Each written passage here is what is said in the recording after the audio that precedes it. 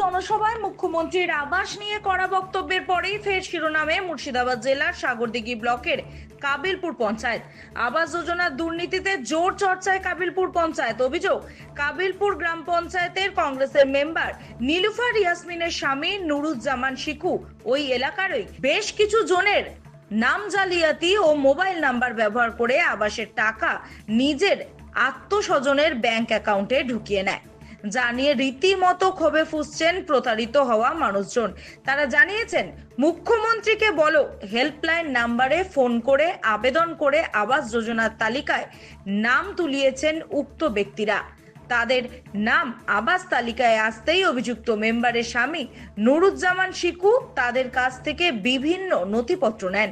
কিছুদিন পরে রাজ্য সরকারের তরফে আবাসের টাকা ঢোকানোর এসএমএস আসে। এসএমএস আসার পরে ওই ব্যক্তিরা অ্যাকাউন্ট চেক করে দেখেন তাদের অ্যাকাউন্টে কোনো টাকা ঢোকেনি। খোঁজ খবর নিয়ে তারা জানতে পারেন কায়দা করে নাম জালিয়াতি করে উক্ত মেম্বারের স্বামী তার আত্মীয় পরিজনদের অ্যাকাউন্টে টাকা ঢুকিয়ে নিয়েছেন।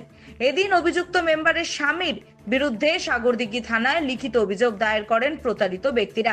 কাবিলপুরের আবাস দুর্নীতি নিয়ে ইতিমধ্যে শোরগোল পড়েছে গোটা এলাকা জুড়ে। মমতাকে ফোন করেছিলাম দিদিকে, সিকু মেম্বার আমার নামে ঘর এসছে, সেই ঘরটাকে করে লেছে, ওর নামে করে লেছে।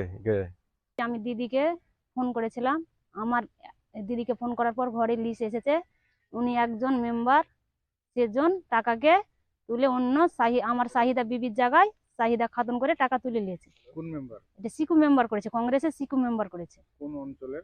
আমাদের কাবিলপুর পাকালপাড়া অঞ্চলে। আমার ভাই ইসমাইল শেখ, তিনি ফোন করেছিলেন দিদিকে।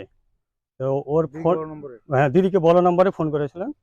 তো ফোন করার পরে ওর নামে বাড়ির টাকা আসে, সেই টাকা ওর মোবাইল নাম্বার, ওর রিসিভ কপি, ওর সব অ্যাকাউন্ট, ওরা সাধারণ মানুষ কিছু বোঝেনি, মেম্বার চেয়েছে, ওই মেম্বার ওদেরকে ডকুমেন্টসগুলো দিয়েছে।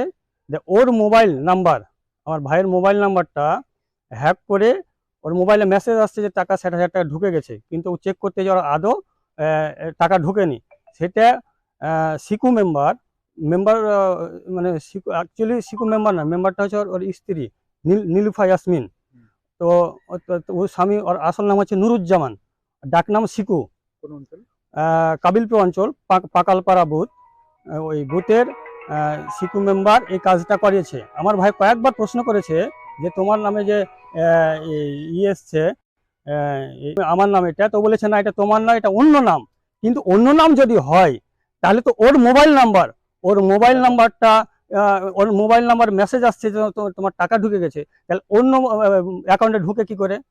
তো আমি চাইছি যে সিকু যে কাজটা করেছে, মানে ওর আসল নাম হচ্ছে নুরুজ্জামান, ওর স্ত্রী মেম্বার নীলুফা ইয়াসমিন, আমি এর আইনত যা পদক্ষেপ আছে সেই পদক্ষেপ গ্রহণ করে তাদের আমরা মানে আইনি ব্যবস্থা যেটা হবে সেই ব্যবস্থায় তাদেরকে দিতে হবে।